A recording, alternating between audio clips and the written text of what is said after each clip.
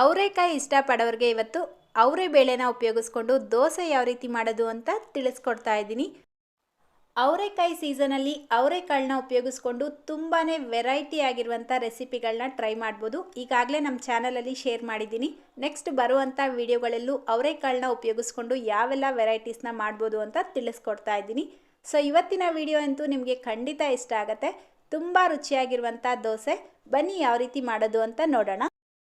Hi, ನೀವು ನೋಡ್ತಾ ಇದ್ದೀರಾ ಶಾನ್ ಕನ್ನಡ ಚಾನಲ್. ವಿಡಿಯೋ ಇಷ್ಟ ಆದರೆ ಪ್ಲೀಸ್ ಲೈಕ್ ಮಾಡಿ, ಹಾಗೆ ಫ್ರೆಂಡ್ಸ್ ಮತ್ತು ಫ್ಯಾಮಿಲಿಯವ್ರ ಜೊತೆಲಿ ಶೇರ್ ಮಾಡಿ. ಮೊದಲು ದೋಸೆ ಬ್ಯಾಟರ್ ಮಾಡೋದಕ್ಕೆ ನಾನಿಲ್ಲಿ 3 ಕಪ್ ಅಕ್ಕಿ ತೊಗೊಂಡಿದ್ದೀನಿ. ನಾನು ತೊಗೊಂಡಿರೋದು ರೇಷನ್ ಅಕ್ಕಿ. ನೀವು ಬೇಕಿದ್ರೆ ದೋಸೆ ಅಕ್ಕಿನೂ ತೊಗೊಳ್ಬೋದು, ಆದರೆ ಸೋನಾ ಮಸೂರಿ ಅಕ್ಕಿ ತೊಗೊಳ್ಬಾರ್ದು. 3 ಕಪ್ ಅಕ್ಕಿಗೆ 1 ಕಪ್ ಉದ್ದಿನಬೇಳೆ ಹಾಕ್ಕೊಳ್ತಾ ಇದ್ದೀನಿ. ಉದ್ದಿನ ಕಾಳು ಹಾಕ್ಕೊಳ್ಳೋ ಹಾಗಿದ್ರೆ 3/4 ಕಪ್ ಹಾಕ್ಕೊಳ್ಳಿ. ಸೇಮ್ ಕಪ್ಪಲ್ಲೇ 1 ಕಪ್ ಗಟ್ಟಿ ಅವಲಕ್ಕಿ, 2 ಟೇಬಲ್ ಸ್ಪೂನ್ ಕಡಲೆಬೇಳೆ, 2 ಟೇಬಲ್ ಸ್ಪೂನ್ ತೊಗರಿಬೇಳೆ, 1 ಟೇಬಲ್ ಸ್ಪೂನ್ ಮೆಂತ್ಯ ಕಾಳು. ಇದೆಲ್ಲನೂ ಚೆನ್ನಾಗಿ ನೀರಾಕಿ ಒಂದು 5ರಿಂದ 6 ಸಲ ಆದರೂ ತೊಳ್ಕೊಳ್ಬೇಕು. ಹಾಗೆ ನೀವೇನಾದರೂ ಸೋನಾ ಮಸೂರಿ ಅಕ್ಕಿನೇ ಯೂಸ್ ಮಾಡಬೇಕು ಅನ್ನೋ ಹಾಗಿದ್ರೆ 4 ಟೇಬಲ್ ಸ್ಪೂನಷ್ಟು ಸಬ್ಬಕ್ಕಿ ಅಥವಾ ಅನ್ನ ಹಾಕ್ಕೊಳ್ಳಿ. ಆವಾಗ ನೀವು ಮಾಡುವಂಥ ಇಡ್ಲಿ ದೋಸೆ ಸಾಫ್ಟಾಗಿ ಬರುತ್ತೆ. ಈಗ ಇದಕ್ಕೆ ನೀರು ಹಾಕ್ಬಿಟ್ಟು ಮಿನಿಮಮ್ 4ರಿಂದ 5 ಗಂಟೆ ನೆನೆಯೋದಕ್ಕೆ ಬಿಡಬೇಕು. ನೋಡಿ, ಕರೆಕ್ಟಾಗಿ ನಾನಿಲ್ಲಿ 5 ಗಂಟೆ ನೆನೆಸ್ಕೊಂಡಿದ್ದೀನಿ. ನಾವು ಹಾಕಿರುವಂಥ ಬೇಳೆ, ಅಕ್ಕಿ ಎಲ್ಲನೂ ಚೆನ್ನಾಗಿ ನೆಂದಿರುತ್ತೆ. ಇದನ್ನು ಈಗ ರುಬ್ಕೊಳ್ಬೇಕು. ನೀವು ಬೇಕಿದ್ರೆ ಗ್ರೈಂಡರಲ್ಲಿ ಅಥವಾ ಮಿಕ್ಸಿಯಲ್ಲಾದರೂ ರುಬ್ಕೊಳ್ಳಿ. ನಾನಿಲ್ಲಿ ಮಿಕ್ಸಿಯಲ್ಲೇ ರುಬ್ಬಿ ತೋರಿಸ್ತಾ ಇದ್ದೀನಿ, ಸ್ವಲ್ಪ ಕ್ವಾಂಟಿಟಿ ಆಗಿರೋದ್ರಿಂದ. ನೀವು ಜಾಸ್ತಿ ಪ್ರಮಾಣದಲ್ಲಿ ಮಾಡ್ತಾ ಇದ್ದೀರಾ ಅನ್ನೋ ಹಾಗಿದ್ರೆ ಗ್ರೈಂಡರಲ್ಲಿ ರುಬ್ಕೊಳ್ಳಿ ಬೆಟರು. ಇಲ್ಲ ಅಂದರೆ ಹೊರಗಡೆ ದುಡ್ಡು ಕೊಟ್ಟು ಬೇಕಿದ್ರೂ ರುಬ್ಬಿಸ್ಕೊಂಡು ಬರ್ಬೋದು. ನಾನು 2 ಬ್ಯಾಚಾಗಿ ರುಬ್ಕೊಳ್ತಾ ಇದ್ದೀನಿ. ಸ್ವಲ್ಪ ನೀರು ಹಾಕ್ಬಿಟ್ಟು ನುಣ್ಣಗೆ ರುಬ್ಕೊಳ್ಬೇಕು. ಮೊದಲನೇ ಸಲ ರುಬ್ಬಬೇಕಾದ್ರೆ ನುಣ್ಣಗೆ ರುಬ್ಕೊಳ್ಳಿ. ನೋಡಿ, ಈ ರೀತಿ ನುಣ್ಣಗೆ ರುಬ್ಕೊಂಡು ಒಂದು ಪಾತ್ರೆಗೆ ಹಾಕಿಟ್ಕೊಳ್ತಾ ಇದ್ದೀನಿ. ಈಗ 2ನೇ ಬ್ಯಾಚ್ ರುಬ್ಕೊಳ್ಬೇಕಾದ್ರೆ ಲೈಟಾಗಿ ತರ್ತರಿಯಾಗಿ ರುಬ್ಕೊಳ್ಳಿ. ತುಂಬ ಲೈಟಾಗಿ ತರ್ತರಿಯಾಗಿರಬೇಕು. ಅಂದರೆ ಈ ಉಪ್ಮಾ ರವೆ ಬರುತ್ತೆ ನೋಡಿ, ಆ ರೀತಿ ರುಬ್ಕೊಂಡ್ರೆ ಸಾಕು. ನೀರು ಅಷ್ಟೇ ಸ್ವಲ್ಪ ಹಾಕ್ಕೊಂಡು ರುಬ್ಕೊಳ್ಳಿ. ಒಂದೇ ಸಲ ಜಾಸ್ತಿ ನೀರನ್ನ ಹಾಕ್ಕೊಳ್ಬಾರ್ದು. ಈ ರೀತಿ ರುಬ್ಕೊಂಡು ಕೈಯಿಂದ ಈಗ ಚೆನ್ನಾಗಿ ಮಿಕ್ಸ್ ಮಾಡ್ಕೊಳ್ಬೇಕು. ಉಪ್ಪು ಇವಾಗಲೇ ಹಾಕಿಡಬಾರ್ದು. ಇದು ಚೆನ್ನಾಗಿ ಫರ್ಮೆಂಟ್ ಆದಮೇಲೆ ನೀವು ಇಡ್ಲಿ ದೋಸೆ ಮಾಡ್ಕೊಳ್ಬೇಕಾದ್ರೆ ಎಷ್ಟು ಬೇಕೋ ಅಷ್ಟು ಬ್ಯಾಟರ್ ಮಾತ್ರ ಸಪ್ರೇಟ್ ಮಾಡಿಕೊಂಡು ಉಪ್ಪು ಹಾಕ್ಕೊಳ್ಬೇಕು. ನೋಡಿ, ಈ ರೀತಿ ಮಿಕ್ಸ್ ಮಾಡಿಬಿಟ್ಟು ಇದನ್ನು ಓವರ್ನೈಟ್ ಫರ್ಮೆಂಟ್ ಆಗೋದಕ್ಕೆ ಇಡ್ತಾ ಇದ್ದೀನಿ. ನೆಕ್ಸ್ಟ್ ಡೇ ಬೆಳಿಗ್ಗೆ ನೋಡ್ಬೋದು ಎಷ್ಟು ಚೆನ್ನಾಗಿ ಫರ್ಮೆಂಟ್ ಆಗಿದೆ ಅಂತ. ಈ ರೀತಿ ಫರ್ಮೆಂಟ್ ಆಗಿರುವಂಥ ಹಿಟ್ಟಲ್ಲಿ ನೀವು ದೋಸೆ ಮಾಡಿದ್ರು, ಇಡ್ಲಿ ಮಾಡಿದ್ರು ತುಂಬ ಚೆನ್ನಾಗಿ ಬರುತ್ತೆ. ಈ ಬ್ಯಾಟರ್ನ ಉಪಯೋಗಿಸ್ಕೊಂಡು ಮೊದಲನೇ ದಿನ ನೀವು ಇಡ್ಲಿ ಮಾಡ್ಕೊಳ್ಳಿ, ಯಾಕಂದರೆ ಫರ್ಮೆಂಟ್ ಚೆನ್ನಾಗಿರುತ್ತೆ. ಹಿಟ್ಟು ಅಷ್ಟೇ ಅಷ್ಟೊಂದು ಹುಳಿ ಬಂದಿರೋದಿಲ್ಲ, ಇಡ್ಲಿ ತಿನ್ನೋಕ್ಕೆ ಚೆನ್ನಾಗಿರುತ್ತೆ. ಸೆಕೆಂಡ್ ಡೇ ಬೇಕಿದ್ರೆ ನೀವು ದೋಸೆ ಮಾಡ್ಕೊಳ್ಬೋದು. ಇಡ್ಲಿ ಮಾಡೋದಕ್ಕೆ ಎಷ್ಟು ಬ್ಯಾಟರ್ ಬೇಕೋ ಅಷ್ಟು ಸಪ್ರೇಟ್ ಮಾಡಿಬಿಟ್ಟು ಅದಕ್ಕೆ ಸ್ವಲ್ಪ ಉಪ್ಪು, ಸ್ವಲ್ಪ ನೀರು ಹಾಕಿ ಮಿಕ್ಸ್ ಮಾಡಿಬಿಟ್ಟು ಇಡ್ಲಿನ ಮಾಡ್ಕೊಳ್ಬೋದು. ಹಾಗೆ ನೀವು ಇದಕ್ಕೆ ಯಾವುದೇ ರೀತಿ ಸೋಡಾ ಹಾಕೋ ಅವಶ್ಯಕತೆ ಇರೋದಿಲ್ಲ. ನೀರು ಸ್ವಲ್ಪ ಕಡಿಮೆ ಹಾಕ್ಕೊಳ್ಳಿ. ಇಡ್ಲಿ ಮಾಡೋದಕ್ಕೆ ಬ್ಯಾಟರ್ ಸ್ವಲ್ಪ ಗಟ್ಟಿಯಾಗೇ ಇರಬೇಕು. ನೆಕ್ಸ್ಟ್ ಈಗ ಇದೇ ಬ್ಯಾಟರ್ನ ಉಪಯೋಗಿಸ್ಕೊಂಡು ದೋಸೆ ಮಾಡಬೇಕು ಅನ್ನೋ ಹಾಗಿದ್ರೆ ಎಷ್ಟು ಬ್ಯಾಟರ್ ಬೇಕೋ ದೋಸೆ ಮಾಡೋದಕ್ಕೆ ಅಷ್ಟನ್ನು ಸಪ್ರೇಟಾಗಿ ತಗೊಳ್ಳಿ. ಉಳಿದಿರೋ ಅಂಥ ಹಿಟ್ಟನ್ನು ನೀವು ಪ್ಲೇಟ್ ಮುಚ್ಚಿಬಿಟ್ಟು ಫ್ರಿಜ್ಜಲ್ಲಿಟ್ಟರೆ ಒಂದು 3ರಿಂದ 4 ದಿನ ಸ್ಟೋರ್ ಮಾಡ್ಕೊಳ್ಬೋದು. ಈಗ ದೋಸೆ ಮಾಡ್ಕೊಳ್ಳುವಂಥ ಬ್ಯಾಟರ್ಗೆ 1/2 ಟೀ ಸ್ಪೂನ್ ಉಪ್ಪು, 1 ಟೇಬಲ್ ಸ್ಪೂನ್ ಉಪ್ಮಾ ರವೆ ಹಾಕ್ಕೊಳ್ತಾ ಇದ್ದೀನಿ, ಅಥವಾ ಚಿರೋಟಿ ರವೆ ಬೇಕಿದ್ರೂ ಹಾಕ್ಕೊಳ್ಬೋದು. 1/2 ಟೀ ಸ್ಪೂನ್ ಸಕ್ಕರೆ ಹಾಕಿಬಿಟ್ಟು ಮಿಕ್ಸ್ ಮಾಡ್ಕೊಳ್ಳಿ. ನಾನಿಲ್ಲಿ ಒಂದು 8 ದೋಸೆ ಆಗೋಷ್ಟು ಬ್ಯಾಟರ್ನ ತೊಗೊಂಡಿದ್ದೀನಿ. ನೀವು ಇನ್ನೂ ಜಾಸ್ತಿ ತೊಗೊಳ್ಳೋ ಹಾಗಿದ್ರೆ ಸಕ್ಕರೆ ಮತ್ತು ರವೆನ ಜಾಸ್ತಿ ಹಾಕ್ಕೊಳ್ಬೇಕು. ಹಾಗೆ ಸ್ವಲ್ಪ ನೀರು ಹಾಕ್ಬಿಟ್ಟು ಮಿಕ್ಸ್ ಮಾಡ್ಕೊಳ್ಬೇಕು. ದೋಸೆ ಬ್ಯಾಟರ್ ಯಾವಾಗಲೂ ಸ್ವಲ್ಪ ತೆಳುವಾಗಿರಬೇಕು, ಇಡ್ಲಿ ಬ್ಯಾಟರ್ ಸ್ವಲ್ಪ ಗಟ್ಟಿಯಾಗಿರಬೇಕು. ಸೊ ಈಗ ದೋಸೆ ಮಾಡುವಂಥ ಬ್ಯಾಟರ್ ರೆಡಿಯಾಗಿದೆ.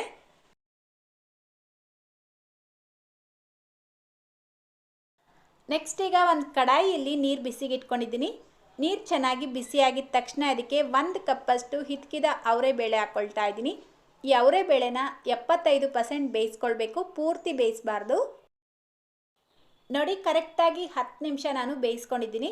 ಒಂದು ಕಾಳು ತೆಗೆದು ಚೆಕ್ ಮಾಡಿದ್ರೆ ಈ ರೀತಿ ಮುರಿಬೇಕು, ತುಂಬ ನುಣ್ಣಗೆ ಬೇಯಿಸ್ಕೊಳ್ಬಾರ್ದು.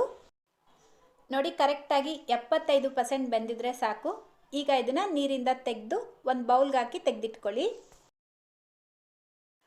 ನೆಕ್ಸ್ಟ್ ಈಗ ಒಂದು ಮಿಕ್ಸಿಂಗ್ ಬೌಲ್ ತೊಗೊಂಡು ಈರುಳ್ಳಿ ಹಾಕ್ಕೊಳ್ತಾ ಇದ್ದೀನಿ.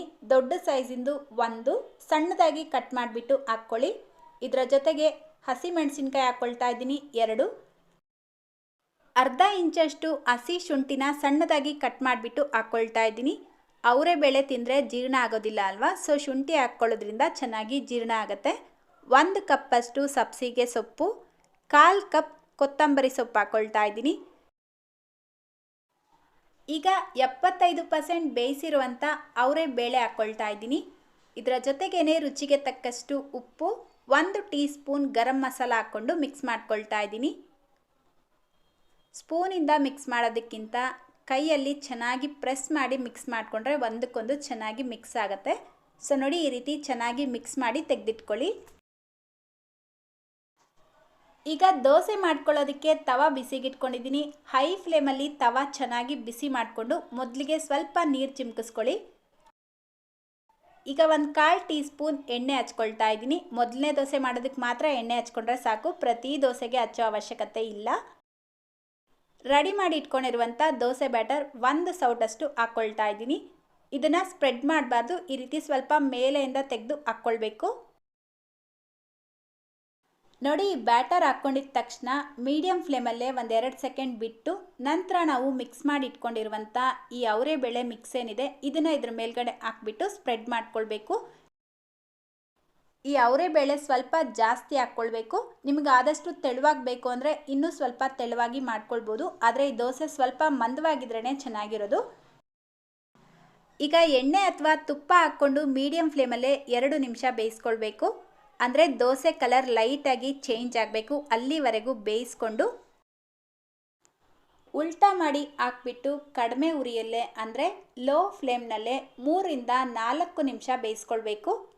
ಮತ್ತೆ ಇದಕ್ಕೆ ಸ್ವಲ್ಪ ಎಣ್ಣೆ ಅಥವಾ ತುಪ್ಪ ಹಾಕ್ಬಿಟ್ಟು ಈ ರೀತಿ ದೋಸೆ ಮೇಲ್ಗಡೆ ಲೈಟಾಗಿ ಪ್ರೆಸ್ ಮಾಡ್ಕೊಳ್ತಾ ಬೇಯಿಸ್ಕೊಳ್ಳಿ. ಈ ಅವರೆಕಾಳೇನು ಹಾಕಿರ್ತೀವಿ ಅದು ಚೆನ್ನಾಗಿ ಕಲರ್ ಚೇಂಜ್ ಆಗಿ ಕ್ರಿಸ್ಪಿ ಆಗಬೇಕು, ಅಲ್ಲಿವರೆಗೂ ಇದನ್ನು ಬೇಯಿಸ್ಕೊಳ್ಬೇಕು. ನೋಡಿ ಕರೆಕ್ಟಾಗಿ 4 ನಿಮಿಷ ನಾನಿಲ್ಲಿ ಕಡಿಮೆ ಉರಿಯಲ್ಲೇ ಬೇಯಿಸ್ಕೊಂಡಿದ್ದೀನಿ. ನೋಡ್ಬೋದು ನಾವು ಹಾಕಿರುವಂಥ ಅವರೇ ಬೇಳೆ ಕಲರ್ ಚೇಂಜ್ ಆಗಿ ಎಷ್ಟು ಕ್ರಿಸ್ಪಿ ಆಗಿದೆ ಅಂತ. ಅಷ್ಟೇ, ಈಗ ದೋಸೆ ರೆಡಿಯಾಗಿದೆ. ನಾನು ಇನ್ನೊಂದು ದೋಸೆನೂ ಮಾಡಿ ತೋರಿಸ್ತಾ ಇದ್ದೀನಿ. ಮೊದಲಿಗೆ ಬ್ಯಾಟರ್ ಹಾಕ್ಕೊಂಡು 2 ಸೆಕೆಂಡ್ ಬಿಟ್ಟು ನಾವು ಮಿಕ್ಸ್ ಮಾಡಿ ಇಟ್ಕೊಂಡಿರುವಂಥ ಅವರೇ ಬೇಳೆನ ಹಾಕ್ಕೊಳ್ಬೇಕು. ಸ್ವಲ್ಪ ಜಾಸ್ತಿನೇ ಹಾಕ್ಕೊಳ್ಳಿ, ಪ್ರೆಸ್ ಮಾಡಿಬಿಟ್ಟು ಹಾಕ್ಕೊಳ್ಳಿ. ಮೊದಲನೇ ಸಲ ಬ್ಯಾಟರ್ ಹಾಕಿದ ತಕ್ಷಣ ಮೀಡಿಯಮ್ ಫ್ಲೇಮಲ್ಲೇ 2 ನಿಮಿಷ ಬೇಯಿಸ್ಕೊಳ್ಬೇಕು. 2 ನಿಮಿಷದ ನಂತರ ಉಲ್ಟಾ ಮಾಡಿ ಹಾಕ್ಬಿಟ್ಟು ಕಡಿಮೆ ಉರಿಯಲ್ಲೇ 3-4 ನಿಮಿಷ ಇದನ್ನು ಬೇಯಿಸ್ಕೊಳ್ಬೇಕು. ಈ ದೋಸೆ ಒಂದು ತಿಂದ್ರೇ ಸಾಕು, ಹೊಟ್ಟೆ ಫುಲ್ ಆದಂಗೆ ಅನಿಸುತ್ತೆ. ಟೇಸ್ಟ್ ಮಾತ್ರ ತುಂಬ ಚೆನ್ನಾಗಿರುತ್ತೆ. ಇದಕ್ಕೆ ಯಾವುದೇ ರೀತಿ ಚಟ್ನಿ ಸರ್ವ್ ಮಾಡೋದಿಲ್ಲ. ನಾನು ಅವರೇ ಮೇಳಕ್ಕೆ ಹೋದಾಗ ಟೇಸ್ಟ್ ಮಾಡಿದ್ದೆ, ಅಲ್ಲಿ ಈ ಅವರೇ ಬೇಳೆ ದೋಸೆ ಜೊತೆಗೆ ಅವರೇ ಬೇಳೆ ಸಾರು ಕೊಡ್ತಾರೆ. ಈಗಾಗಲೇ ನಮ್ಮ ಚಾನಲಲ್ಲಿ ಅವರೇ ಬೇಳೆ ಸಾರು ಯಾವ ರೀತಿ ಮಾಡೋದು ಅಂತ ವಿಡಿಯೋ ಹಾಕಿದ್ದೀನಿ, ಲಿಂಕ್ ಡಿಸ್ಕ್ರಿಪ್ಷನ್ ಬಾಕ್ಸಲ್ಲಿ ಕೊಟ್ಟಿರ್ತೀನಿ, ನೀವು ಚೆಕ್ ಮಾಡ್ಕೊಳ್ಳಿ. ದೋಸೆ ನೋಡ್ತಾ ಇದ್ದೀರಲ್ವಾ ಎಷ್ಟು ಕಲರ್ಫುಲ್ಲಾಗಿ ಕಾಣ್ತಾ ಇದೆ. ಮೇಲ್ಗಡೆ ಕ್ರಿಸ್ಪಿಯಾಗಿ ಒಳಗಡೆ ಸಾಫ್ಟಾಗಿ ತಿನ್ನೋಕ್ಕೆ ಬಹಳ ಚೆನ್ನಾಗಿರುತ್ತೆ. ತುಂಬ ಓವರ್ ಕ್ರಿಸ್ಪಿಯಾಗಿ ಅಂದರೆ ಮಸಾಲೆ ದೋಸೆ ಥರ ಎಲ್ಲ ಕ್ರಿಸ್ಪಿಯಾಗಿ ಮಾಡಿಕೊಂಡ್ರು ತಿನ್ನೋಕ್ಕೆ ರೊಟ್ಟಿ ಥರ ಇರುತ್ತೆ. ಸೊ ನಾನು ಯಾವ ರೀತಿ ಟಿಪ್ಸ್ನ ತಿಳಿಸ್ಕೊಟ್ಟಿದ್ದೀನಿ ಅದನ್ನು ಫಾಲೋ ಮಾಡಿಬಿಟ್ಟು ಈ ದೋಸೆನ ಮಾಡಿ, ಖಂಡಿತ ನಿಮ್ಮೆಲ್ಲರಿಗೂ ಇಷ್ಟ ಆಗುತ್ತೆ. ಈ ದೋಸೆಗೂ ಈ ಸಾಂಬಾರ್ಗೂ ಆಹಾ ಎಷ್ಟು ಚೆನ್ನಾಗಿದೆ ಅಂತೀರಾ. ಸೊ ಈ ಅವರೆಕಾಯಿ ಸೀಸನಲ್ಲಿ ಮಿಸ್ ಮಾಡ್ದಿರಾ ಈ ರೆಸಿಪಿನ ಟ್ರೈ ಮಾಡಿ, ತುಂಬ ಚೆನ್ನಾಗಾಗತ್ತೆ. ಇವತ್ತಿನ ವಿಡಿಯೋಗೆ ಲೈಕ್ ಮಾಡಿಲ್ಲ ಅಂದರೆ ಲೈಕ್ ಶೇರ್ ಮಾಡೋದನ್ನು ಮರಿಬೇಡಿ ಅಂತ ಹೇಳ್ತಾ ಇದೇ ರೀತಿ ಮತ್ತೊಂದು ಟೇಸ್ಟಿಯಾಗಿರುವಂಥ ರೆಸಿಪಿಯೊಂದಿಗೆ ಮತ್ತೆ ಸಿಗೋಣ. Thank you.